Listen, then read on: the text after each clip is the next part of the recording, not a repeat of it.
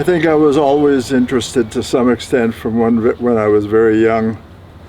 When I was in grade 1 or 2, I know a couple of a friend of mine and I,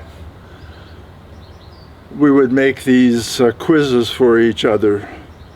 You know, a page with about 20 questions. I'd have gone through the book of knowledge or something and found questions to ask, and he did the same thing for me, and then we would have to try and answer them as though we were, you know, these were tests in school or something like that. And even then I was quite interested, I think, in science. But my father was a high school physics teacher, so he had his physics books around at home, and I would look at the pictures, page through them and look at the pictures. I remember once when I think I was 10 years old, he gave me the grade 10, which was, you know, 16-year-olds, 15-year-olds, exam to do, and I think I got 30% or something on it, which I was quite proud of, given that I was 5 years below. I think he did it because he felt the exam was absurdly easy, so this just proved it. But I would, you know, I had those physics textbooks around. I had the books of knowledge that I would read through. We got the Encyclopedia Britannica when I was about 10, and I would look at the pictures there or read some of the articles. So it was sort of a general interest, but science was what I seemed to be most interested. I wasn't that interested in chemistry, too much memorization, or biology similarly. I mean, in physics one could sort of deduce things. One could start from principles, just like in Euclidean geometry, and derive how things were going to be behaving, rather than just having to memorize how they behaved. And I did well in physics in high school. When I was in grade 12, my father went to Rhode Island. This was shortly after Sputnik, and the United States got all worried that the Russians were beating them. And they felt that the way in which people were learning was science was not good. And so they developed in all kinds of different areas, and in particular in physics, what was called the PSSC, and I can't even remember what that stands for anymore, physics course. And when I was in Rhode Island, I went to the high school there, and the teacher there was also teaching it. And again, I did pretty well in it. And so when I went to university, that's what I decided to go into, and it just kept going from there. I remember, I was always, I think, interested a little bit in gravity. When I was about 15, I remember going to the public library in Winnipeg, and I took out Vladimir Foch's book, translated into English. About the only thing I remember about it right now, however, is that at the beginning, in his introduction, he has a long paean to Lenin, whose dialectic materialism helped him understand, general relativity properly. And I realized later that this was sort of more or less de rigueur, because, in part because Einstein was regarded very, very badly by the powers that be in the Soviet Union, both because of anti-Semitism, and I think also, there was the German attitude throughout the early 20th century, late 19th century, where the only good physics was experimental physics. That theoretical physics was sort of not really something that a good physicist did, and so they left it to the outsiders, or to the Jews, to do that. Of course, they did it extremely well. So the Soviet Union, I think, had a lot of those same kind of prejudices, and so Foch sort of had to bow to the powers that be in order to get his book published, etc.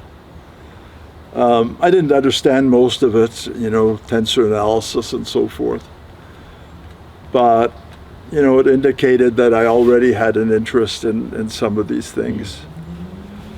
And then I took the standard physics courses. I tried to take a lot of mathematics. I mean, this was another part of this Canadian business. The head of the department at Manitoba didn't really want us to take mathematics.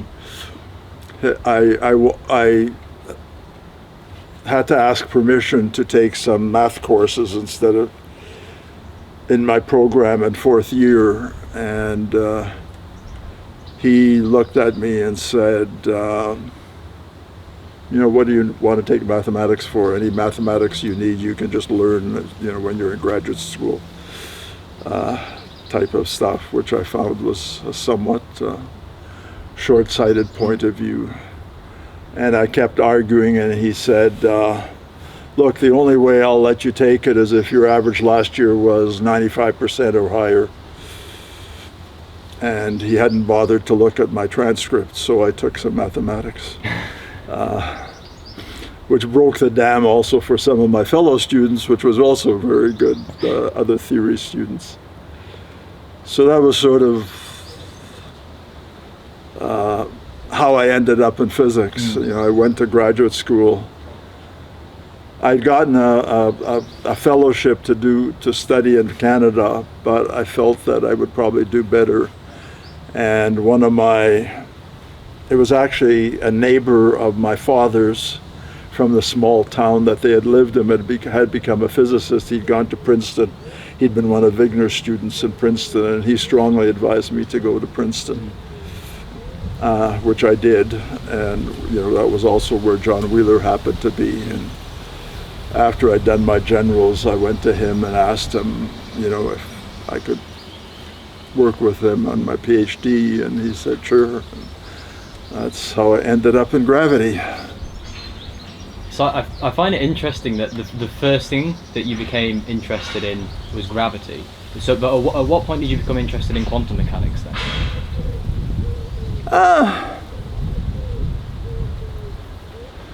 I didn't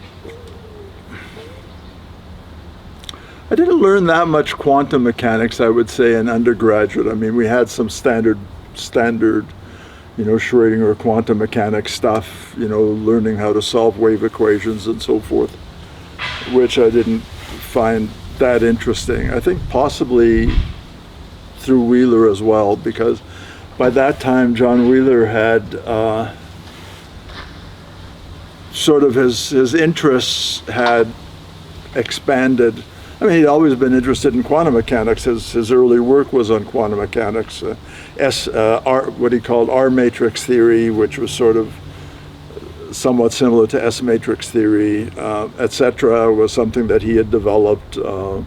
Positronium decay, etc., he'd worked on, and so forth. So his early work was sort of on more or less standard quantum mechanics, but he then, in the late 60s, early 70s, started to become really interested in sort of foundational issues of quantum mechanics. And I think it was largely through that I developed my interest again in foundational issues. I can't say I was ever terribly interested in, particle physics or, calculating complicated wave functions in complicated situations. But what quantum mechanics meant and how one could understand it and so forth, I think I found that much more interesting. And John Wheeler was a person who was sort of willing to go his own direction, even if everybody thought he was nuts, which they almost always did. He didn't care. He found a question interesting, and he went and did it. And I think that example was really important for me, and you know, giving me the courage, if you will, to also do the same thing. If he could do it, then you know, I could do it as well. I remember this was maybe 10 years later, 15 years later, Murray Gell-Mann, you know, got up to talk about some foundations in quantum mechanics issues, and he says, you know, most physicists feel that if you're interested in foundational issues, you know, you've got to be somewhat senile and have gone over it, and then you start worrying about those things. And I'm sitting in the audience, sort of, what kind of nonsense is that? So I think it gave me, you know, it was a milieu around Wheeler in which, you know, asking questions like that certainly wasn't frowned on or laughed at or whatever. And probably Princeton in general, because, you know, with people like Whiteman with his axiomatic quantum field theory and so forth, they were very willing to sort of head off into areas which most other people wouldn't have considered, you know, the way to go. So Wheeler and Whiteman were early inspirations, so to speak. Were there any other early inspirations of yours? I'd say there was the main one, and then just the students, talking to the students around and so forth. I mean, people like Bob Wald and Steve Fulling and so forth.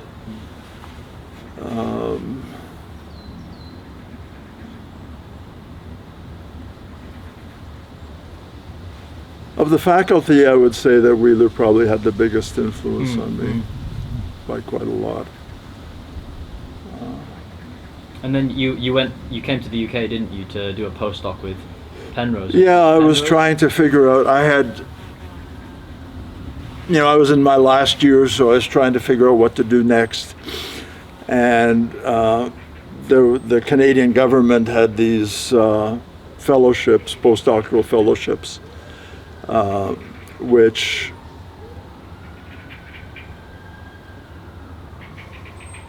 I'm trying to remember exactly how it worked. Anyway, which I could apply for. And I remember Wheeler had, in the middle of my last year, had headed off for Caltech. He and Misner and Kip Thorne were just writing their famous book. And they wanted to spend, sort of a month working together on this in Caltech. And he said to me, why don't you come along? And I said, sure. He didn't pay for me or anything, so I paid my own trip. He found at Caltech at that time, at the top floor of the faculty club, there was a roof but no walls, and about, 40 beds there, in this big, huge dormitory kind of thing, of which very few people made use of it. And so I stayed there for, I don't know what it was, $1 a night or something, which was fine.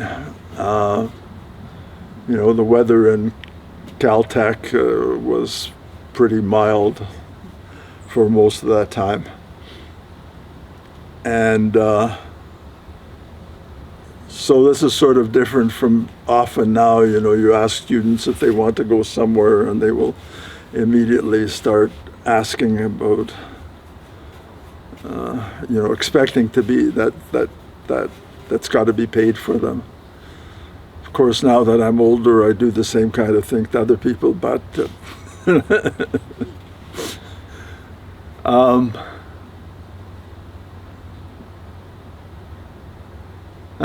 even my trip to Switzerland So Wheeler, in order to try and get me working, this was in my third year, which was my first year working with him. Every once in a while you have to talk to your supervisor. And so I was supposed to go talk to him, and I knew I had nothing to say. I hadn't done that much, and so I was desperately trying to think of something to talk about.